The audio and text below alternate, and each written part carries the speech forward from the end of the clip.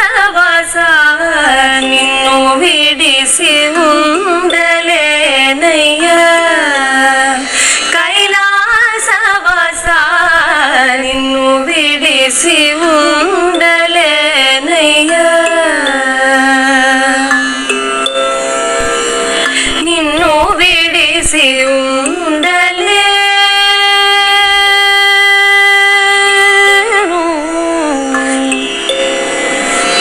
నిన్ను విడిసి ఉండలేను